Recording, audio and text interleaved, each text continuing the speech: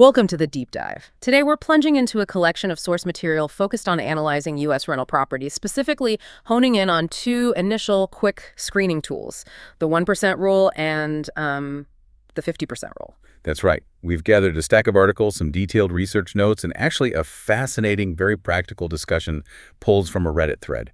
All of it is really designed to help investors or potential investors like you figure out how to get a rapid sense of whether a potential rental property investment is even worth a closer look. And our mission today is to really unpack these two specific rules, the 1% rule and the 50% rule. We want to dive into what our sources tell us about exactly how they work, why they became, popular quick filters, and critically, where their limitations lie and why relying only on them would be a significant mistake.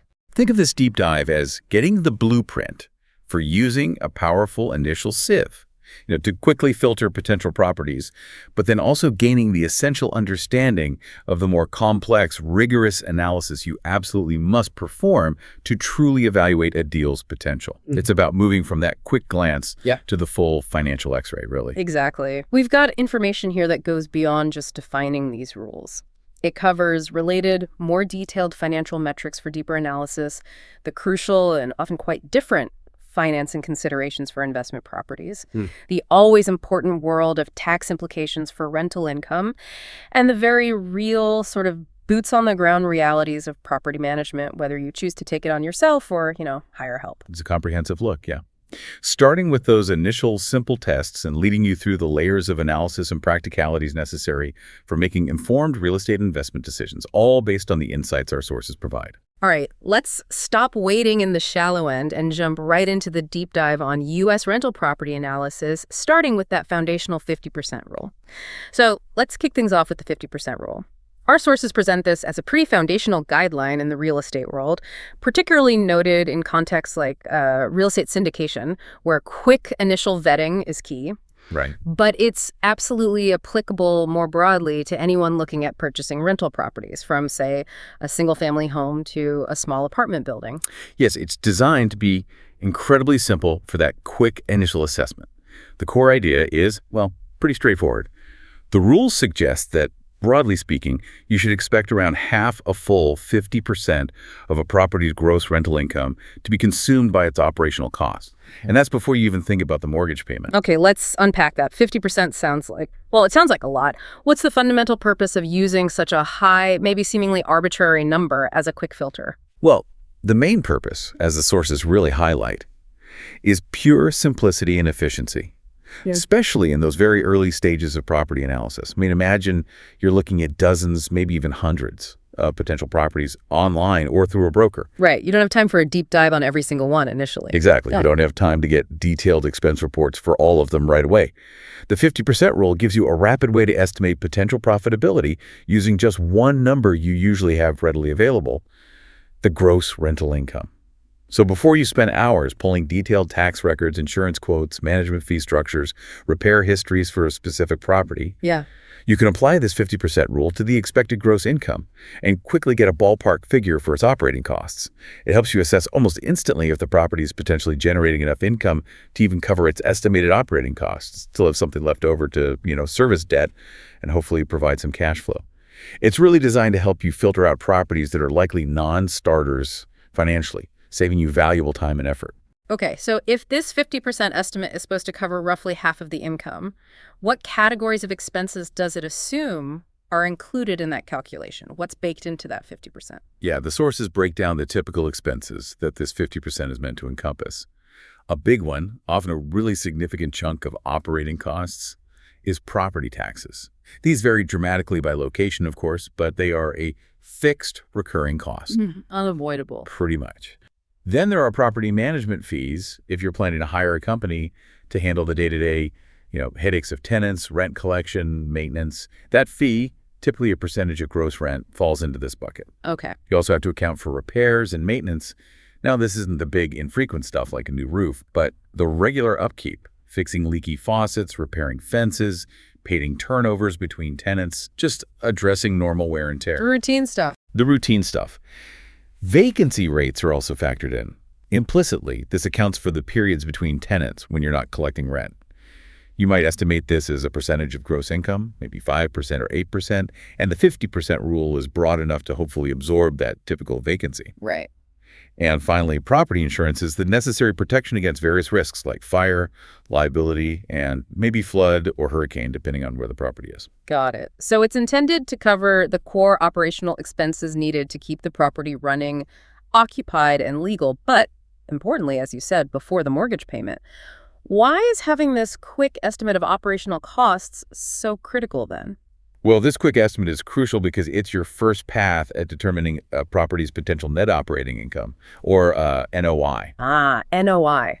That's a term you hear constantly in real estate investment. It feels like, I don't know, the heart of property performance analysis. Can you define NOI for us and explain why the sources emphasize its importance so much? Absolutely.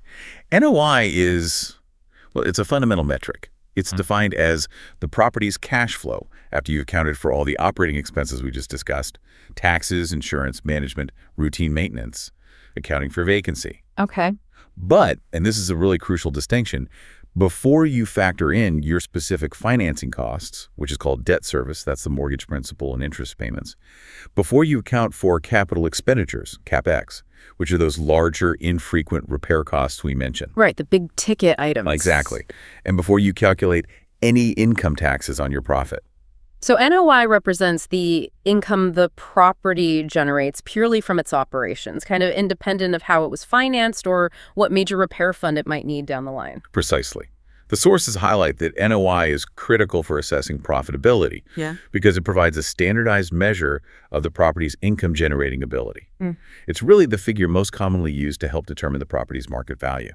I mean, an investor essentially pays a price for that fundamental operational income stream. And since cash flow is the lifeblood for many investors and directly impacts your potential return on investment, your ROI, understanding NOI right from the initial screening phase, is absolutely essential. The 50% rule is simply a shortcut, albeit a rough one, to getting a rapid estimate of that crucial NOI figure. Okay, that makes the purpose of the 50% rule much clearer. It's all about getting to a quick estimated NOI. Can you walk us through the simple calculation using the 50% rule to predict that estimated NOI and potential cash flow? Certainly, it's a quick multi-step process based on that initial income figure. Step 1. You start by gathering the property's gross income. This is the total annual rental income you expect to generate if the property were 100% occupied with all rent collected. Though sometimes you'll see this calculated monthly, like in the source example we looked at. Right. Step 2. You apply the 50% rule to estimate your operating expenses. This is simply your gross income figure, whether annual or monthly, multiplied by 50% or 0.50. Yep. Step 3. You calculate your estimated NOI by subtracting those estimated operating expenses from your gross income. So the formula is basically estimated NOI equals gross income estimated operating expenses. And the source provides a monthly example which really helps make this concrete, especially for maybe a larger property. They do. Let's imagine a larger property, maybe a small apartment building or even a portfolio, with an estimated total monthly rental income of, say, $100,000. Applying the 50% rule, your estimated monthly operating expenses would be $100,000 multiplied by 50%, which gives you $50,000. So after accounting for those estimated operational costs, the taxes, management, maintenance, vacancy, insurance, you're left with $100,000 in income minus $50,000 in estimated expenses, resulting in $50,000. And this $50,000 is your estimated monthly NOI. That's right. That's the amount remaining before you factor in the mortgage payment for that property. The source then adds, just to show the next step towards actual cash flow, if the total monthly mortgage payment for this property was, let's say, $40,000. The potential positive cash flow after debt service would be your $50,000 estimated NOI minus that $40,000 mortgage payment, which equals $10,000 per month. And as the source mentions, in a larger real estate syndication context, this $10,000 would be the cash flow potentially available to be divided among the investors, possibly after, further reductions for fees paid to the syndication sponsor who put the deal together. Exactly. Even this simplified example really demonstrates the core power of the 50% rule as a quick screening tool. It gives you that rapid back-of-the-envelope calculation to assess if a property has the potential for positive cash flow after covering its core operating costs and likely debt service. It's really a viability check. So what are the overall pros that the sources highlight for using this 50% rule? What makes it so popular as an initial screen? Well, the biggest advantages, as we've kind of touched on, are its sheer simplicity and efficiency. It is incredibly easy to grasp and apply instantly. You literally only need the gross rental income figure to get a quick ballpark estimate of your operating expenses. This makes it an incredibly valuable tool when you're faced with a large list of potential properties and need to quickly identify which ones might warrant further investigation. It dramatically speeds up that initial screening process. It sounds like it's almost indispensable for that first pass filter, especially if you're looking at volume. It really is for high-level filtering, yeah. It also serves as a very useful benchmarking tool. When you're evaluating and comparing multiple properties, applying the same 50% rule consistently to each one gives you a uniform baseline for comparison. You can quickly line up potential properties and identify those with potentially higher estimated NOI relative to their income, helping you prioritize where to spend your limited time on more detailed due diligence. And the sources also mention its role in risk mitigation, like a safety net. Yes, it acts as a kind of quick safety net in a way. By providing a simple baseline expectation for what operating expenses should roughly be relative to income, it can help you quickly spot properties that might have unusually high operating expenses based on just preliminary data. If a property's known expenses seem significantly higher than what the 50% rule would suggest, it's a clear red flag. That could steer you away from a potentially bad deal very early on before you invest significant time, money, or frankly, emotional energy into it. All right, sounds like a powerful tool for its intended purpose, that quick initial screening. But, no simple rule is perfect. What are the cons or limitations of the 50% rule that our sources point out? Where does it fall short? Yeah, this is where the quick and simple nature becomes a bit of a double-edged sword. The main limitation, and it's a pretty significant one, is oversimplification. It's absolutely crucial to understand that the 50% rule is not a precise one-size-fits-all formula.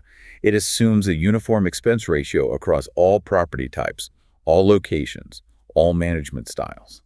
And that assumption simply isn't true in the real world of real estate. Right. Operating expense ratios can differ significantly depending on a multitude of factors. So that 50% estimate could be wildly inaccurate depending on the specific property's characteristics, like way off. Precisely. The sources highlight that different property types have inherently different expense profiles. For instance, a commercial office building might have vastly different costs for things like utilities, common area maintenance, property taxes, insurance, compared to a residential multifamily property or even a single-family home. Sure, makes sense. And even within residential properties, a self-managed multifamily building where the owner handles all the tasks might have lower operating expenses, mainly because they aren't paying a management fee. Than a similar property managed by a professional company.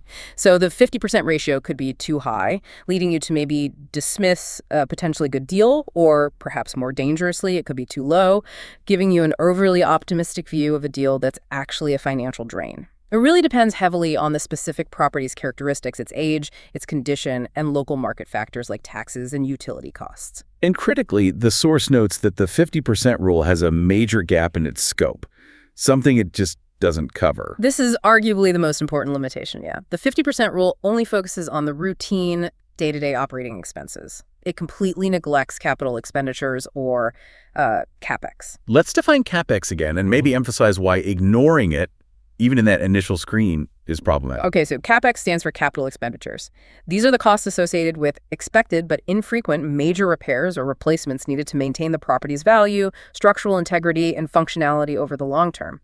We're talking about things like replacing an aging roof. Big stuff. Big stuff. Installing a new HVAC system when the old one dies, replacing all the kitchen appliances in a unit, or undertaking significant structural repairs or maybe major renovations.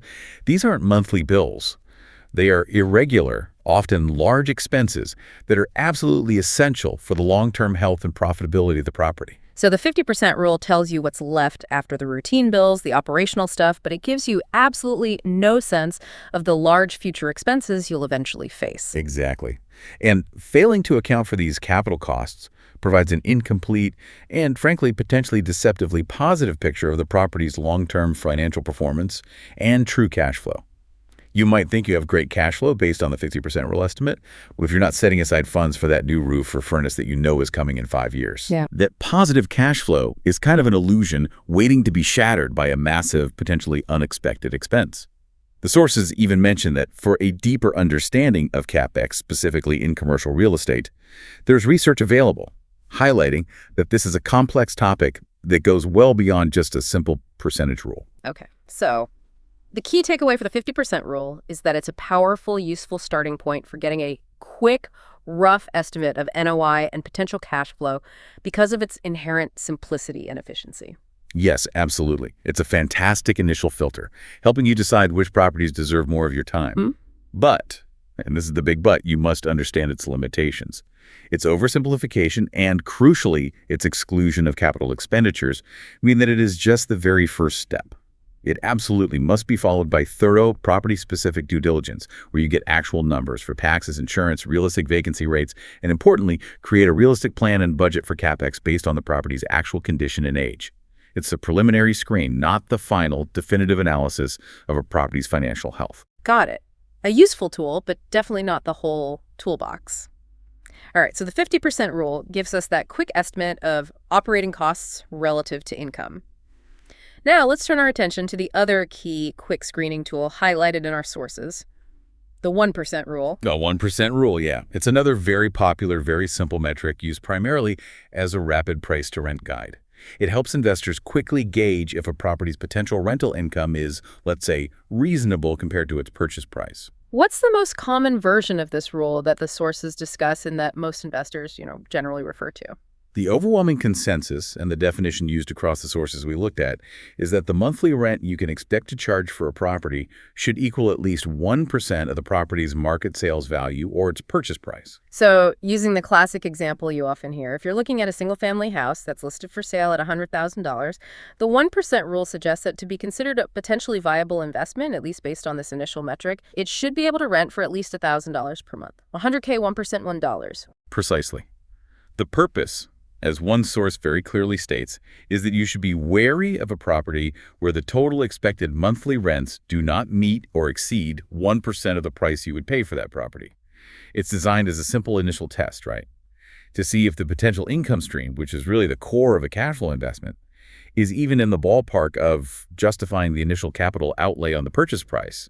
If it doesn't pass this very basic test, maybe it's not worth a deeper dive into the numbers. Now, I did notice one source, specifically that Reddit thread we mentioned, brought up a different interpretation of the 1% rule. Yes, that Reddit discussion is interesting because it kind of reflects the diverse understanding you find in the wild, so to speak.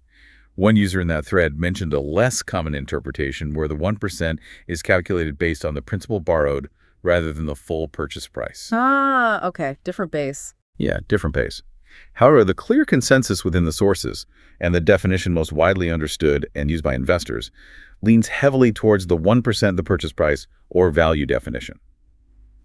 So while that alternative exists, we'll focus on the primary understanding derived from the majority of the material we've reviewed. Makes sense. Yeah. Now, that Reddit thread specifically posed the question, is the 1% rule a myth? And the discussion's immediate, pretty resounding answer was that it is highly regional. This seems like the most critical point about this rule, doesn't it? It absolutely is the critical limitation, yes. The reality, as made abundantly clear by the sources, is that hitting the 1% rule is extremely difficult, if not virtually impossible, in many high cost of living or rapidly appreciating real estate markets. Like the coasts, maybe. Exactly. The sources repeatedly mention hot markets like New York City or vast swaths of California, including the Bay Area and Southern California, where, frankly, you might consider yourself incredibly fortunate to find a property that rents for maybe 0.5% of its value, or even as low as 0.25% in places like Manhattan, according to some commenters. Yeah. The 1% rule is simply not a common reality in these areas for typical properties listed on the market. Wow, that's a huge gap between the rule of thumb and the reality in significant markets. Why is there such a massive discrepancy? Why are people paying so much for properties relative to the rent they can get in those hot markets? Well, it really boils down to what's driving property values in those areas. In hot markets, a significant portion of the property's sale price isn't based on current rent, but on the expectation of future appreciation. Ah, betting on the come. Pretty much. Investors buying in these locations are often prioritizing the potential for the property's value to increase substantially over time, rather than focusing solely on immediate cash flow. They might purchase a property that rents for far less than 1% of its price, sometimes even accepting minimal or negative cash flow in the short term. Really? Negative cash flow. Yeah, sometimes. Uh-huh. With the primary investment thesis being that they will make a substantial profit years down the line when they sell the property at a much higher price. One of the sources specifically describes this approach in hot markets as being much closer to speculation than a cash flow business. It's investing for growth, not necessarily for that monthly income. That's the perspective offered, yeah, and it's a crucial distinction. It highlights that the 1% rule is fundamentally a tool for investors primarily focused on cash flow, and it simply doesn't apply well in markets where appreciation is the dominant investment strategy. In contrast, the sources point to other markets, particularly in the Midwest, as places where the 1% rule, or sometimes even higher price-to-rent ratios like 1.5% or even 2%, can be more readily found for typical properties. Cities mentioned included Indianapolis, Cleveland, Pittsburgh, Louisville, and specific areas within cities like Chicago or maybe the border neighborhoods of Baltimore. This disparity raises an interesting question that the source material explores. If properties exist in some areas that meet or exceed the 1% rule, meaning the monthly rent is a relatively high percentage of the purchase price, why do people choose to rent in those areas instead of buying? If buying might seem hypothetically more affordable based on that rent-to-price ratio. Yeah, that's a great question, and the sources offer several compelling reasons that illustrate the human element beyond just the numbers. I mean, people might desire flexibility, the ability to move easily for a job, family, or lifestyle without the burden and cost of selling a home. Sure, being tied down. Right. They might simply not want the responsibility or the expense of home maintenance, especially dealing with those unexpected large-ticket items, like a failing roof or furnace we talked about with CapEx. Yeah, the landlord handles that. Exactly. Others might lack the necessary cash reserves for a down payment, or maybe the credit score needed to qualify for a mortgage, even if the monthly payments seem achievable relative to the rent they're paying. The down payment hurdle is real. It is. And some people, frankly, just don't want the responsibility that comes with home ownership, or as one user in the Reddit thread put it quite relatable way, they want to be able to call someone else to complain and fix things when they break. Can't argue with that sometimes. Those are practical, real-world reasons that explain why a rental market exists even in areas where these 1% rule properties might be available. The Reddit thread also provided specific personal examples, like someone new to the country without the credit history to borrow enough for the area they want to live in, or someone recognizing that they are simply not good at saving money consistently for a down payment, even if they earn a decent income. Exactly. These varied and personal circumstances create the demand for rentals, even in markets that might appear favorable for buyers based on the 1% rule alone, which in turn supports the investment model for cash flow-focused landlords in those areas. So if you're an investor interested in cash flow and the 1% rule sounds appealing, but you're in a market where it's not easily found on standard listings, how do the sources suggest you might still achieve something close to this ratio? Are there strategies? The sources present two primary methods, though, with, let's say, different levels of caution attached. Yeah? Method one, which is generally viewed with quite a bit of skepticism and labeled with significant risk in the sources, is buying in low demand or potentially declining markets. Right. In some areas experiencing population decline or economic contraction, property prices might be very low relative to achievable rent, making it easier to find properties that meet or even exceed the 1% rule on paper. And the caution sign here is flashing bright red, according to that Reddit discussion especially. Absolutely. The Reddit discussion participants strongly warn that these can be ticking time bombs for investors. The risks are substantial. You might have difficulty finding consistent, reliable renters due to the shrinking population base. There's potential for little to no property value appreciation or even significant decline over time. Right, you could lose value. Exactly. There's the risk of attracting tenants who perhaps don't care for the property well, leading to higher maintenance costs. And a major issue often overlooked is illiquidity. It can be much harder to sell the property later because the primary buyer pool is limited almost exclusively to other investors looking for similar cash flow deals, not owner-occupants who usually pay retail prices. So deep due diligence is key there. Thorough, rigorous due diligence on the specific market trends, the economic outlook, neighborhood stability. It's absolutely essential if you're even considering this strategy. Okay, so method one seems fraught with peril, maybe for more experienced investors. What's the second method? The one often preferred by investors looking for cash flow in maybe less depressed markets. This method involves achieving the 1% rule ratio through strategic rehab and value add. The strategy is essentially to buy a distressed or undervalued property, often below current market retail value. A fixer-upper. A fixer-upper, yeah. Invest a calculated amount of money into renovating and repairing it, and then rent it out based on its new, improved, higher market value and appeal. Can you walk through the example from the source that illustrates this, how the math works? Certainly. The idea is you might buy a distressed property for, let's say, $100,000. Right. Based on its current condition, it might only rent for $800 a month, maybe less clearly below the 1% rule. Right. You then estimate and spend a significant amount, perhaps $20,000 to $40,000, on renovations, maybe kitchen updates, bathroom remodels, new flooring, paint, necessary repairs to major systems. Your total cost to acquire and improve the property is now $120,000 to $140,000. Okay, your all-in cost. Your all-in cost. If, after these improvements, the property is now competitive in the market, potentially worth, say, $150,000 to $200,000 retail value, and crucially, can now rent for $1,300 to $1,400 per month. You have effectively achieved or even exceeded the 1% rule based on your total acquisition and rehab cost. Right. $1,400 in rent divided by $140,000 total cost is exactly 1%. That makes sense. You're creating the value in the ratio yourself rather than finding it ready-made. And the sources note that these types of deals, the fixer-uppers with potential, are often found off-market, meaning they aren't typically listed on the standard multiple listing service, MLS, where every buyer is looking. That's often the case, yeah. These deals might be found through wholesalers, networking with other investors, direct marketing to property owners, auctions, or other non-traditional channels. It definitely requires more effort and skill to find and execute these deals. Okay. What are some other nuances and limitations of the 1% rule that the sources bring up, even when you manage to achieve it, maybe through rehab? Well, the sources point out that it's generally easier to find properties that meet the 1% rule criteria with multiplexes like duplexes, triplexes, or fourplexes compared to single-family homes in the same area. The price per unit can often be lower in a small multifamily property, making that rent-to-price ratio look better on the surface. But there's an important caveat there, right? Especially regarding expenses we discussed earlier with the 50% rule. Right. The Reddit thread discussion highlighted a key difference. With most multifamily properties, like duplexes, triplexes, quads, the landlord typically pays for shared utilities like water, sewer, trash, and sometimes even heat or electricity for common areas, or even individual units, depending on how they're metered. Whereas with single-family homes... With single-family rentals, tenants almost always pay for all utilities directly. So this means that a 1% rule multifamily property might actually yield less net income after you account for those landlord-paid utilities compared to a 1% rule single-family property where the tenant covers all the utility costs entirely. So 1% of the price means different things for different property types when you look at the bottom line, the net income after expenses. Absolutely. It's another reason why the 1% rule is just an initial screen. You have to look at the net figures, not just the gross rent. Another factor mentioned is liquidity.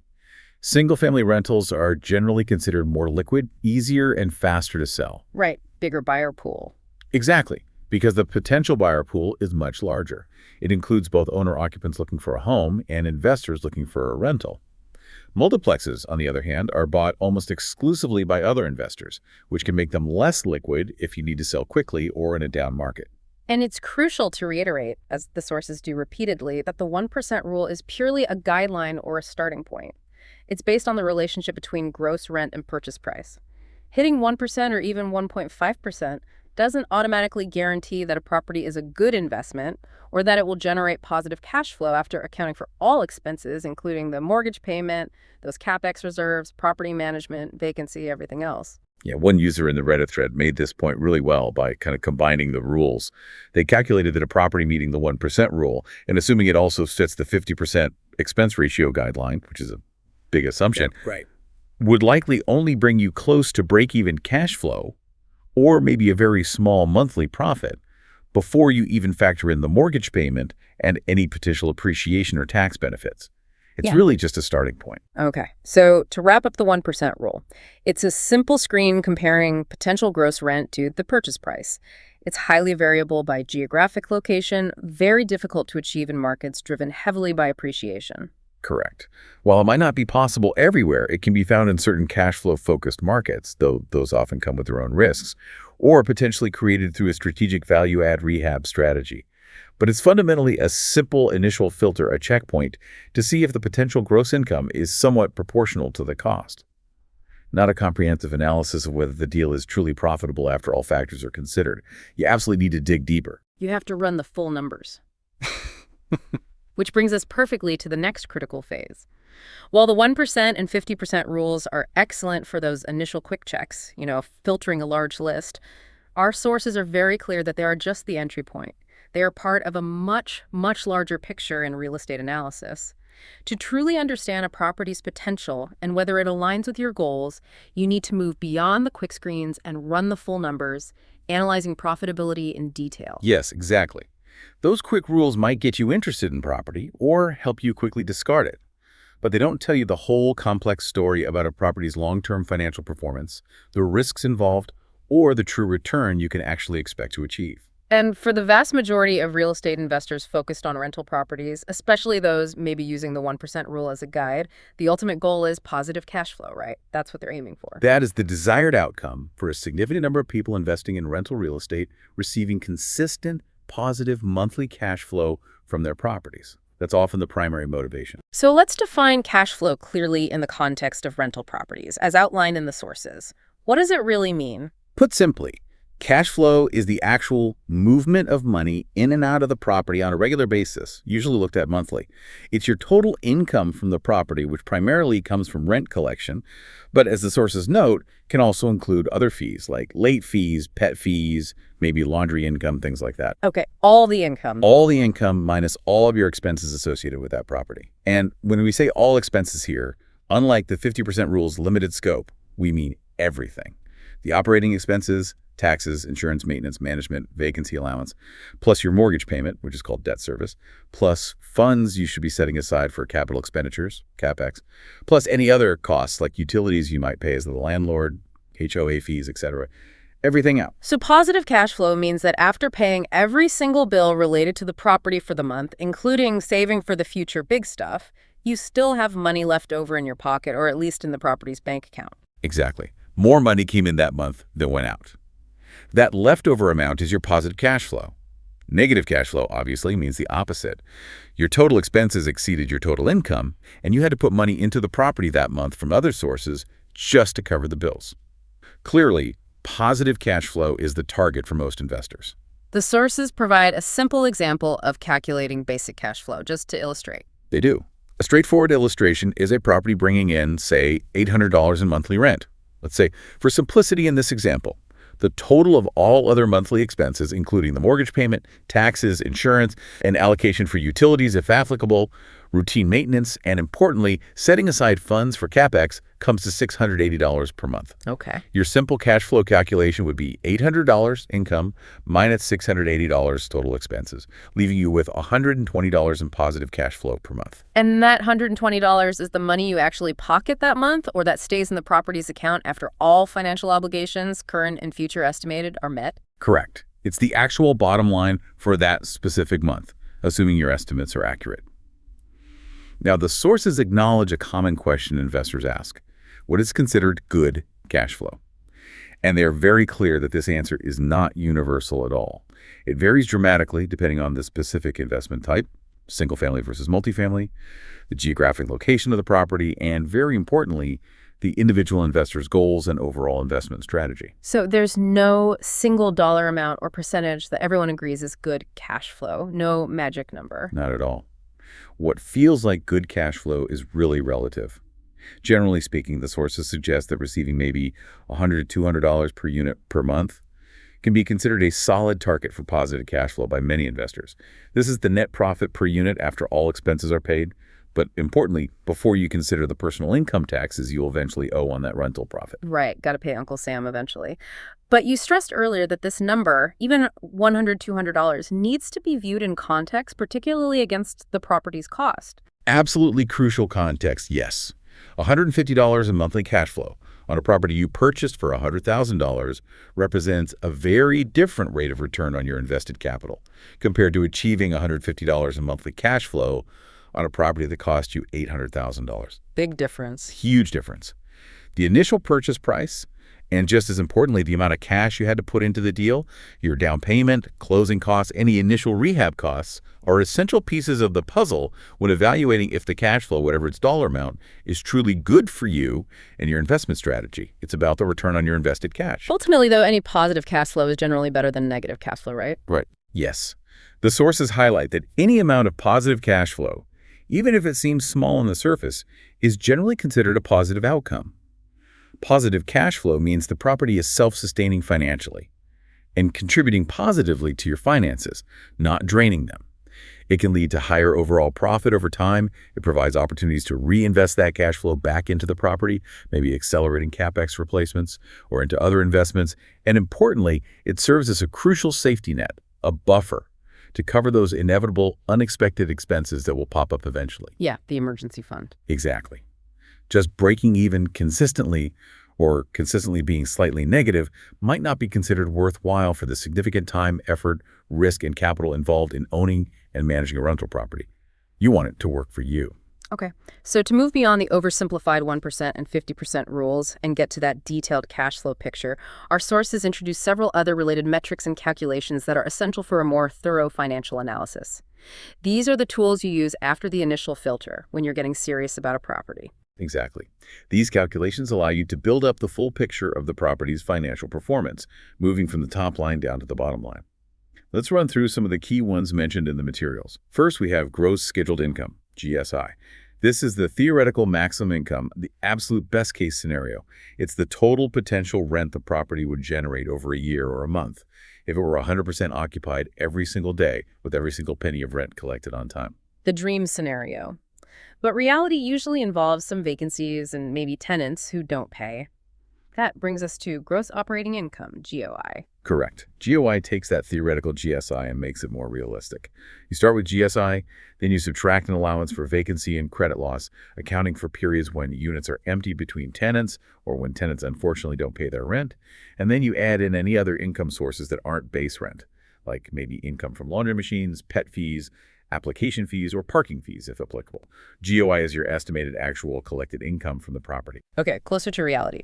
Below GOI is the crucial net operating income, NOI, which we first discussed in the context of the 50% rule, but now calculated more precisely. Yes, and here's where you calculate it accurately, using the actual estimated operating expenses for that specific property, not just a 50% guess. NOI is calculated as GOI minus total operating expenses. Remember, these operating expenses include things like property taxes, insurance, property management fees, utilities paid by the landlord, routine repairs and maintenance, landscaping, administrative costs, etc. Right. But, and this is key to its definition and why the 50% rule omitting CapEx is problematic, NOI specifically excludes debt service, the mortgage payments, capital expenditures, the big replacement costs, and income taxes. Oh. As we discussed before, NOI is a vital metric because it represents the income stream the property produces purely from its operations and is a primary driver of its market value. Then to get even closer to that actual money in your pocket cash flow figure, you calculate cash flow before tax, CFT2. Right. CFPT takes the NOI and then brings in the financing costs and the CapEx reserves. You start with NOI, you subtract debt service, your total mortgage principal and interest payments for the period, and you subtract the funds you're allocating or setting aside for capital expenditures, CapEx. This CFPT figure represents the money generated by the property before you consider your personal income tax liability on that profit. It's often considered the property's true operational cash flow for an investor before taxes. Okay, that seems like a really important number. The sources also mention metrics used more for valuation or comparing investment efficiency, like the gross rent multiplier, GRM. What's that? GRM is a really quick valuation method that compares the property's market value or purchase price to its potential gross income. It's calculated simply as the market value divided by the annual gross scheduled income, GSI. A higher GRM indicates that the property is relatively more expensive compared to the gross income it generates. The sources suggest, as a very general guideline for investors focused on value relative to income, being wary of annual GRMs significantly above 7.5. It's a very quick comparative tool, even simpler than the 1% rule when applied annually, but again, ignores all expenses. Gotcha. And the very important cash-on-cash return, COSI, this one seems key for measuring your personal return. COSI is definitely a key metric for evaluating the efficiency of your invested capital. It's calculated as the annual cash flow before taxes, CFPT, divided by your total initial capital investment. And your initial capital investment includes all the cash you had to put into the deal upfront, that's the down payment, all your closing costs, and any initial rehab expenses needed to get the property ready. So everything out of your pocket initially. Everything out of your pocket initially. KC measures the annual cash return you get as a percentage of the actual cash you invested. It's typically looked at for the first year of ownership. The sources suggest, again as a guideline, and this varies by market and risk tolerance, being wary of a KC much lower than 8%.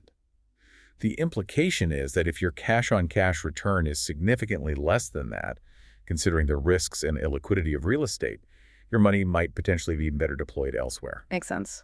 There's also the capitalization rate, cap rate, which is closely related to NOI, right? Yes, the cap rate is another important valuation metric, often used by commercial investors and analysts to compare properties based purely on their income stream, independent of financing. It's calculated as the annual NOI divided by the property's purchase price or market value, multiplied by 100 to get a percentage. It essentially represents the unlevered rate of return you'd get if you paid all cash, based purely on the property's operations. A higher cap rate generally indicates a higher yield relative to price, or maybe a lower price relative to income, suggesting potentially better value. And that Reddit comment we saw made an interesting calculation connecting the rules. Yeah, that was insightful. A commenter suggested that a property meeting the 1% rule, 1% monthly rent of value, if you also assume it fits the 50% expense ratio, implies a cap rate of approximately 6%. The math is, 1% monthly rent is 12% annual gross rent relative to value. If expenses are 50% of that gross rent, the remaining NOI is 6% of the value. 12%, 50% equals 6%. It shows how these rules of thumb relate to more formal metrics, at least theoretically. Interesting connection. Finally, the sources mention gross yield. How does that fit in? Gross yield is perhaps the simplest yield metric of all. Essentially the 1% rule expressed annually as a percentage. It's calculated as the annual rent, often called the rent roll or gross scheduled income, divided by the purchase price, multiplied by 100. So a property meeting the 1% monthly rule would have a 12% annual gross yield. Like the GRM, it doesn't account for any expenses, so it's purely a top-line comparison of income to price. Useful for very quick comparisons, but tells you nothing about profitability. Okay, so comparing all these metrics, the 1% rule and the 50% rule are really just the first level of filters that hint at potential NOI and cash flow. Right, the appetizer. While metrics like GSI, GOI, NOI, CFBT, COSI, and cap rate provide the detailed picture, the main course that you need for a real investment decision. And as we highlighted when discussing the 50% rule's limitations, capital expenditures, CapEx, are a major factor that must be accounted for in the full analysis, specifically in that CFBT calculation and your long-term planning. Absolutely. The sources strongly emphasize that CapEx is not optional or something you can just ignore and hope for the best. These are the costs of significant repairs or replacements, roofs, HVAC systems, major appliances, foundations, maybe structural issues that are needed to maintain the property's value, safety, and functionality over time. They might not happen every year, but they will happen eventually. It's not if, but when. Exactly. Failing to budget and set aside funds for CapEx means you are providing yourself with a fundamentally incomplete and overly optimistic picture of the property's long-term profitability and true cash flow.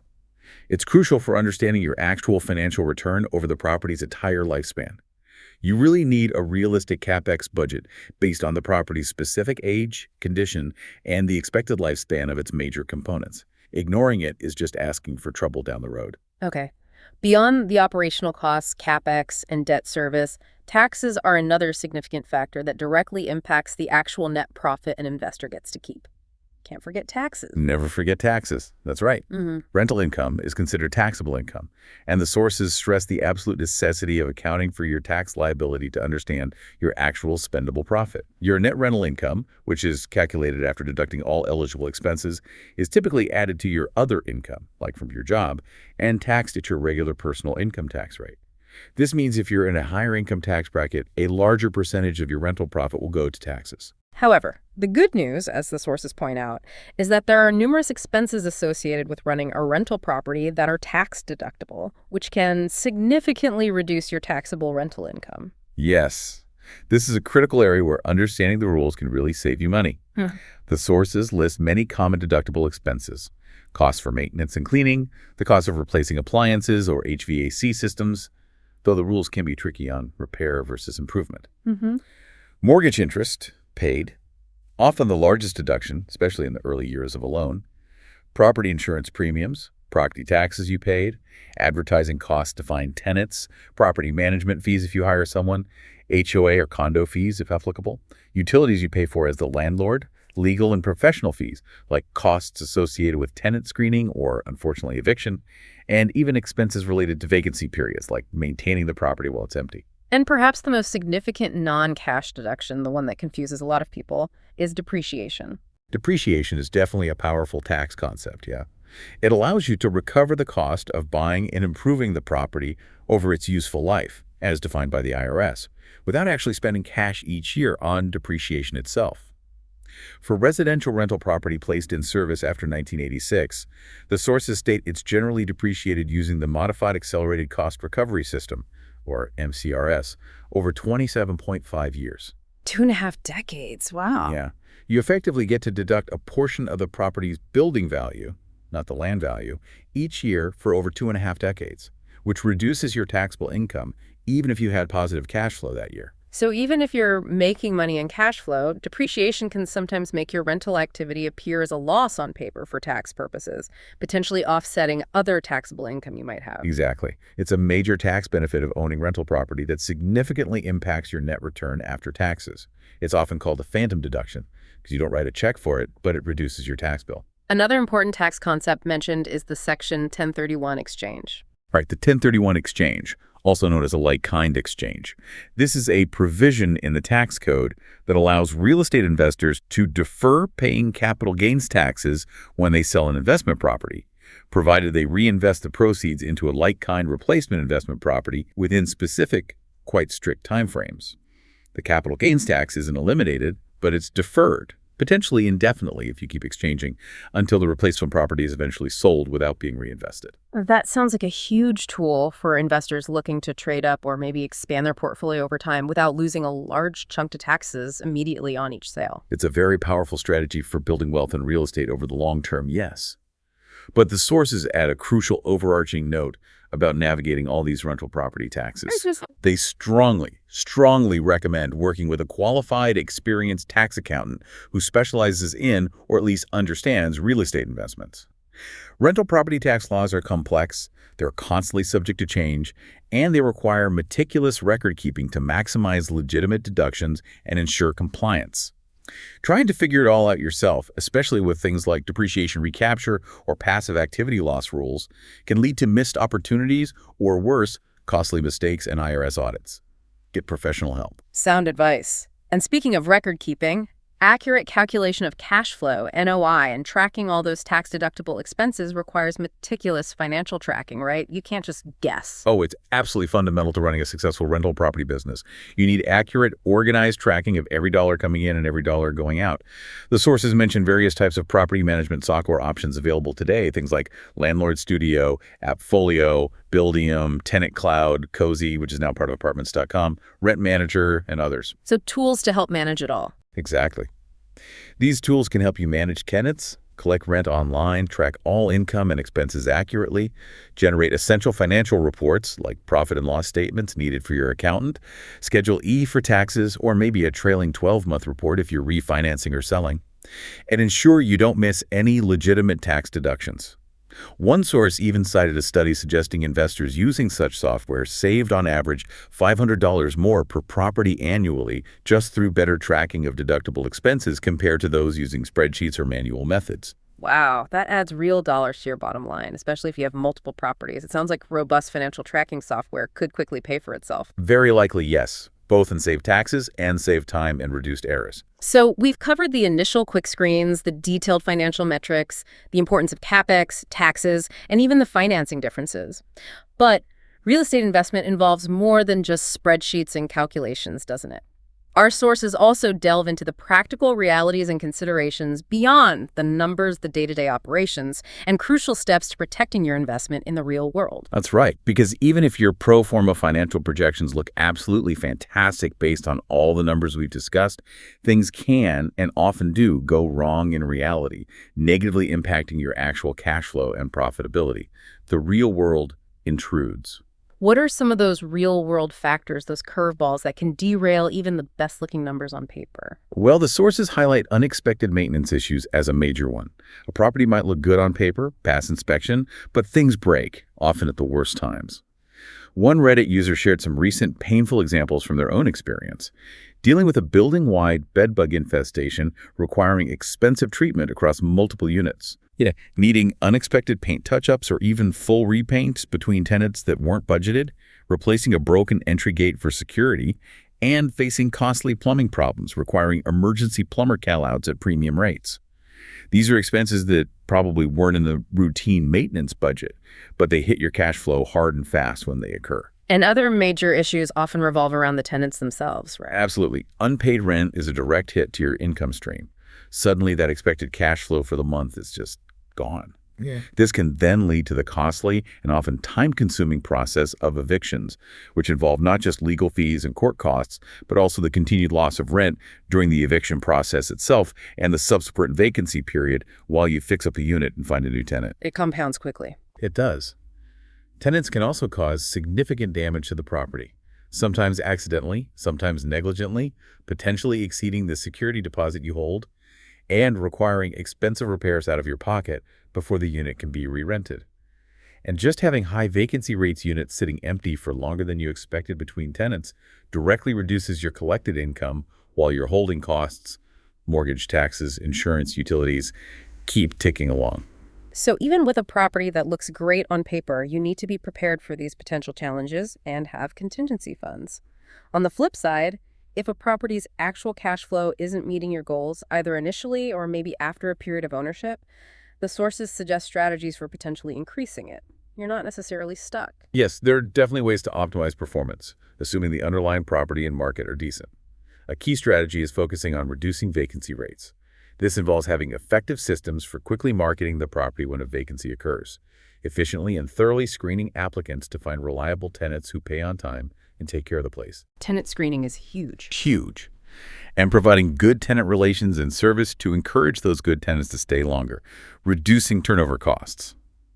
Increasing rent strategically is another obvious lever. You should generally aim to align your rents with the current market value annually, or at least renewal. But you have to be careful not to overprice yourself to the point where you have high turnover or difficulty finding tenants, and of course be acutely mindful of any local rent control legislation that might limit the amount or frequency of increases. Renovating to add value can also justify higher rent, like we discussed with the 1% rule strategy. Exactly. Investing in smart property upgrades like modern kitchens, updated bathrooms, adding in-unit laundry, or other desirable amenities can make the property more attractive, command higher rental income, and potentially attract better quality tenants. For certain property types and markets, especially maybe near universities or in high-demand urban areas, you might even consider the strategy of renting by the room. This can often generate significantly higher overall income for the property compared to renting it as a single unit, though it also typically involves more intensive management and potential tenant conflicts. The financing structure itself can sometimes be optimized too. Definitely. Negotiating favorable loan terms initially, or refinancing existing debt later to potentially get a lower interest rate or extend the term to reduce your monthly mortgage payment, debt service, is a direct way to boost monthly cash flow, as the mortgage is often the single largest expense category. And getting creative with additional revenue streams. That's another idea from the sources, looking for ways to generate extra income beyond just the base rent.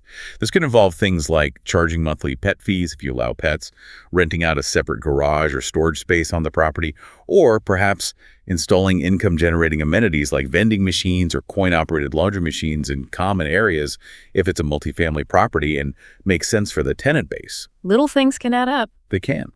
And finally, just actively working to reduce your operating costs by tracking expenses closely, identifying opportunities for savings, like maybe installing more efficient lighting or water fixtures or shopping around for better insurance rates periodically, and ensuring you maximize all legitimate tax deductions is crucial for boosting the net cash flow that actually hits your bank account. Shifting gears quite a bit now, accessing the capital to actually purchase an investment property is often a different ballgame than getting a loan for your primary residence, the home you live in. What do the sources tell us about those key differences, particularly when dealing with conventional loans from banks or mortgage lenders? Yeah. The differences are significant and really reflect the lender's perspective on the perceived risk involved with non-owner occupied properties. First and foremost, you should expect to make a substantially larger down payment. Conventional loans typically require a minimum of 15% down for a single-unit investment property, and that percentage often increases significantly for multi-unit investment properties, usually requiring 20% to 25% down. Wow, compared to maybe 3-5% for an owner-occupied home. Exactly. It's a much higher hurdle for the initial capital needed. Yeah. And related to that, using gift funds from family or friends for the down payment. Yeah. Generally not allowed for investment property purchases with conventional loans, unlike primary residences where gift funds are often permissible for part or all of the down payment. Lenders want to see you have your own skin in the game for investment properties. Okay. Interest rates also tend to be higher, I assume. Generally, yes. Because lenders view investment properties as inherently higher risk than owner-occupied homes. The thinking is, if an investor runs into financial trouble, they're more likely to stop paying the mortgage on the investment property before they stop paying on their primary residence. Makes sense. So they typically charge higher interest rates to compensate for that perceived increased risk of default. Expect to pay maybe a quarter to a full percentage point higher, sometimes more, depending on your qualifications in the market. Lenders also require proof that you have financial reserves available after closing, right? Cash in the bank. Yes, this is a critical requirement for investment property loans and catches some people by surprise. For a non-owner-occupied purchase, lenders commonly require proof of a minimum of 6 months of the property's PITI payment. That's principal, interest, taxes, and insurance, held in liquid reserve accounts after you close the deal and pay your down payment and closing costs. 6 months, PITI. Minimum, often. And if you already own multiple financed properties, investment or otherwise, lenders will typically require additional reserves for each of those properties as well, significantly increasing the amount of cash you need to have readily available just to qualify for the new loan. And your personal credit score seems to face tighter scrutiny for investment property loans, too. It often does. While the absolute minimum FICO score might technically be 620 for conventional loans, the underwriting guidelines are generally tighter for investment properties. Minimum score requirements may be higher, maybe 680 or 700, plus mains, especially if you already have several finance properties. Lenders really want to see a strong track record of managing debt reliably when extending credit for investment purposes. The appraisal process itself sounds a bit different, too, maybe more involved. It can be. An appraisal for an investment property might cost slightly more than for a primary residence, as it can be more complex. Crucially, if you intend to use the expected rental income from the property you're buying to help qualify for the loan. Yeah, that seems common. It is. The appraiser will need to complete a specific form, usually the rent schedule, Form 1000 for conventional, and potentially require operating income statements if it's an existing rental. And here's a key point. Lenders typically only count 75% of the current market rent determined by the appraiser when calculating your income for qualification purposes. They automatically discount it by 25% to account for potential vacancy and management costs. Ah, so you can't count 100% of the expected rent towards qualifying. Nope, typically only 75%. So you need to factor that haircut into your loan qualification calculations. And finally, the type of loan you need depends on the property's size. Right. Yes, conventional residential loans, the most common type, are typically for properties with 1 to 4 residential units. If you're looking at buying a property with 5 units or more, or maybe a property that has a significant commercial component, like apartments above a retail space, that transaction typically requires a commercial loan, which has different terms, requirements, qualification standards, and appraisal processes compared to standard residential loans. It's a different world. Okay, that's really helpful context on financing. Another major ongoing decision for a rental property investor is property management. Whether you take on the role of landlord yourself, handling everything, or whether you hire a professional property management company to handle it for you. The sources provide quite a bit of insight here and some cautionary tales, too. Yes, this is a critical choice with significant implications for your time commitment, your stress levels, and ultimately the property's financial performance. Self-management means you are personally responsible for handling all the duties a property manager would typically perform. And that's a lot. It's a lot. This includes marketing vacancies effectively, screening potential tenants meticulously, credit checks, background checks, income verification, landlord references, preparing and executing legally sound leases, collecting rent consistently and dealing with late payments, handling all the finances of bookkeeping, tracking income, paying bills, preparing statements, ensuring compliance with the complex web of local, state, and federal landlord-tenant laws and fair housing regulations. Fair housing is huge. Absolutely critical. It also includes managing tenant relations, addressing complaints, resolving disputes, enforcing lease terms, coordinating all routine maintenance and emergency repairs, finding vendors, getting quotes, overseeing work, serving legal notices when necessary, like notice to cure or quit, and potentially handling the entire eviction process through the courts if required. The sources do note that using good property management software or apps can significantly help self-managing landlords stay organized and efficient, but it's still a significant time commitment. Okay. If you decide that self-management isn't for you, maybe because you lack the time, the expertise, or just the desire, then hiring a professional property management company becomes essential. Evaluating potential companies carefully is absolutely crucial, as the sources make very clear. What are some of the key things you should consider when vetting a manager, according to the sources? The sources list a really comprehensive set of questions and factors to investigate before hiring someone. You need to dig into their fee structure. Are there hidden charges beyond the main percentage, like setup fees, lease-up fees, vacancy fees? Do they charge their percentage even when the unit is empty? Or markups on maintenance and repair costs pass through to you? Good points. Understand their financial controls. How exactly do they handle incoming rent, pay property bills, and track money to prevent errors or, in the worst case, fraud? Ask what specific management software they use and whether it allows tenants easy online payment options or provides you with an owner portal for accessing reports and statements. What are their specific payment and reporting dates each month? When can you expect your money and your statement? Yeah, transparency is key. Absolutely. Ask about their process and typical timeline for advertising and filling vacancies. How meticulously do they document the property's condition with photos or video before move-in, during the tenancy, and after move-out to handle security deposit dispositions properly? How do they protect your personal information and the sensitive information of your tenants? What are their staffing levels, and how responsive are they likely to be to you and your tenants? Do they seem genuinely knowledgeable about current landlord-tenant laws and fair housing, maybe through affiliations with industry associations like NRRPM? And maybe even try to gauge the general office climate and how they treat tenants, because good tenant relations often lead to longer occupancies and fewer problems. That's a lot to check. The sources also provide some stark warnings and highlight specific red flags for potentially bad managers, drawing lessons from a particularly severe case referred to in one source as the Shockley debacle, where a property manager was alleged to have stolen millions from property owners over several years. Yeah, that case, unfortunately, serves as a very sobering example of what can go wrong with inadequate oversight and misplaced trust. The red flags that the victims later realized they had ignored are powerful lessons for any owner using a manager.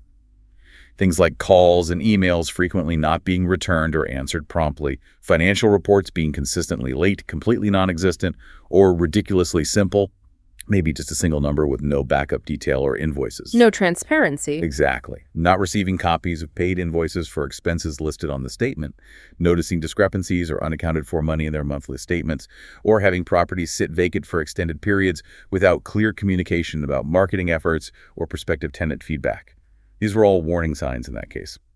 What were some of the common pitfalls or mistakes the owners in that scenario made that allowed the situation to escalate so badly? What can others learn from that? The sources identify several critical errors that contributed. Being primarily lured by exceptionally low management fees, not fully recognizing that penny-wise could be pound-foolish when it comes to safeguarding your asset and income stream. Choosing a manager based more on charisma or a slick sales pitch, rather than conducting thorough due diligence on their actual business practices, financial controls, and reputation. Trusting implicitly without verifying anything independently. Just handing over the keys. Pretty much. Failing to verify critical things like whether property taxes were actually being paid on time from the funds provided, or if maintenance work billed was truly completed and done properly, essentially abdicating their fundamental responsibility for oversight of their own investment. And, frankly, simply lacking a clear understanding of the level of service, communication, and financial transparency they were entitled to expect from a professional management company acting as their fiduciary. So how should an owner approach their relationship with a property manager to avoid these pitfalls and ensure accountability? How do you make it work? The sources emphasize treating your property manager as a professional business. Associate with clear, documented expectations, not just as a friend or someone you hand the keys to and then forget about. You should expect specific duties from them, and they should be able to demonstrate competence and transparency in these areas. They should be actively seeking to maximize profit for you, meaning charging market rent, screening tenants properly, collecting rent efficiently, paying bills on time, providing clear and detailed financial reports. They absolutely must maintain compliance with all local, state, and federal landlord-tenant laws and fair housing regulations to protect you from liability. They should utilize advanced financial controls and professional software for accurate and transparent accounting. Provide good customer service to tenants to encourage retention. Handle routine maintenance requests and emergencies promptly and cost-effectively, usually with your pre-approval for larger items. Protect your personal information and tenant data securely, and ideally help you assess and mitigate risks to your investment proactively. Okay, those are fair expectations, but it's also important to have reasonable expectations yourself and not demand the impossible from your manager, right? Yes, the sources caution against unrealistic expectations that can sour the relationship. Don't expect absolute perfection. Mistakes can happen occasionally in managing properties and people. What matters is how the manager communicates about them, addresses them, and rectifies them. Don't expect that there will never be any problems ever again just because you hired a manager. Tenants can cause damage, appliances will break, emergencies happen, and your manager's role is to handle these situations professionally and in your best interest, not necessarily to prevent them entirely from ever occurring. Right, they aren't miracle workers. Exactly. And don't expect an immediate, instantaneous response to every single call or email at all hours of the day or night. Managers have multiple clients, other properties, staff to manage, and their own emergencies to deal with. The sources suggest allowing them at least one business day to respond to non-emergency communications is generally reasonable. Okay. If, after setting clear expectations, communicating professionally, and providing reasonable time, you determine that a manager is still failing to meet their obligations or is exhibiting some of those serious red flags we discussed, what actions do the sources suggest you can take? Depending on the severity and nature of the issues, the sources suggest escalating your concerns methodically. Start by putting your specific concerns and expectations for improvement clearly in writing to the manager, creating a paper trail. If the issues are significant, pattern-based, and not resolved satisfactorily after communication, you will likely need to begin the process of planning to transfer your properties to a different management company, following the terms of your management agreement. And in really bad cases. In cases of suspected theft, fraud, or gross negligence that has caused you financial harm, beyond just transferring the properties, the sources recommend filing a formal complaint with the relevant regulatory agency that oversees property managers in your state or locality, often the Real Estate Commission or a similar body. This can trigger an investigation and potentially disciplinary action against the manager's license. Okay. Finally, weaving everything together, the sources stress that success in real estate investment, particularly with rental properties, requires continuous learning and building a strong team around you. It's not just about finding one deal. It's definitely not a passive activity where you just buy something and collect checks without effort. You really need to commit to ongoing education. This includes deeply understanding your responsibilities as a landlord, whether you self-manage or hire out management. Crucially, this means knowing and strictly adhering to fair housing laws, which prohibit discrimination based on those federally protected classes like race, color, national origin, religion, sex, familial status, presence of children, and disability. And state and local laws, too. Yes. And many states and cities have additional protected classes like marital status, source of income like Section 8 vouchers, sexual orientation, or gender identity, so you absolutely need to know the specific laws applicable to your property's location. Understanding fundamental tenant rights, such as the warranty of habitability, ensuring the property is safe, sanitary, and livable, is also essential to avoid legal trouble. Beyond the legal compliance. Beyond legal compliance, the sources recommend continuously learning the various financial analysis metrics we discussed today, constantly studying your specific local real estate market trends, rents, vacancies, sales, actively networking with other investors to share knowledge, best practices, and vendor recommendations, and if possible, finding experienced mentors who can provide guidance and help you avoid common pitfalls. It really sounds like running a business that requires ongoing effort, education, and surrounding yourself with knowledgeable people, accountants, lawyers, contractors, maybe mentors, far beyond just finding a property that looks okay based on a couple of simple initial metrics like the 1% or 50% rule. That's exactly what it is. It's operating a business.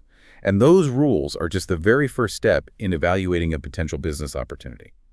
So we've completed our deep dive, starting with those initial quick screening tools, the 1% rule and the 50% rule, and moving through the layers of analysis and practical considerations for U.S. rental properties, drawing from our collection of sources. We've seen that the 1% rule, comparing potential gross rent to purchase price, and the 50% rule, providing a quick estimate of operating expenses based on gross income, are indeed valuable tools. They offer, simplicity and efficiency for that initial filtering stage, giving you a rapid sense of whether a property's potential income stream even begins to stack up against its cost or expected operating burden. Yeah, they serve as useful benchmarks for comparing multiple opportunities quickly and helping you decide which ones warrant the significant investment of time and effort required for that deeper investigation. But our sources have made it abundantly clear, and it's worth repeating, that these rules are merely starting points.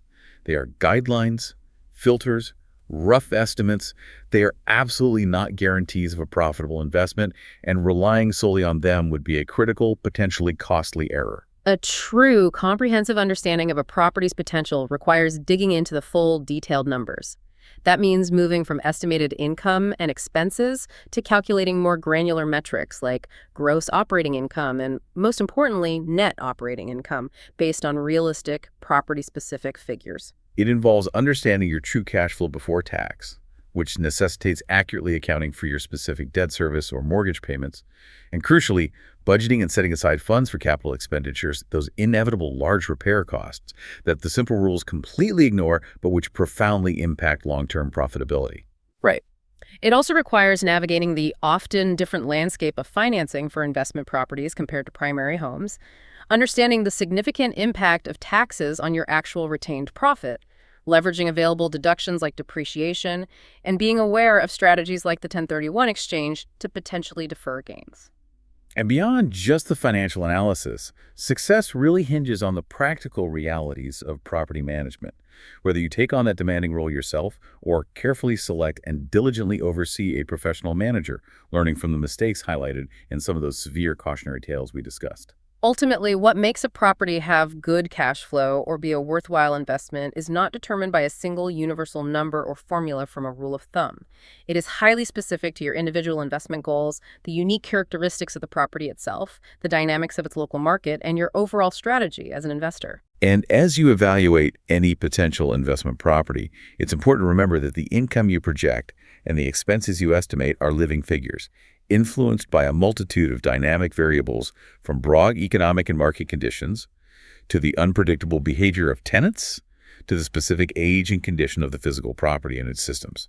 The initial quick screens give you a hint of potential, maybe a spark of interest, Right. but the detailed analysis reveals the substance, and the real-world operation presents the ongoing challenge and hopefully the opportunity for reward.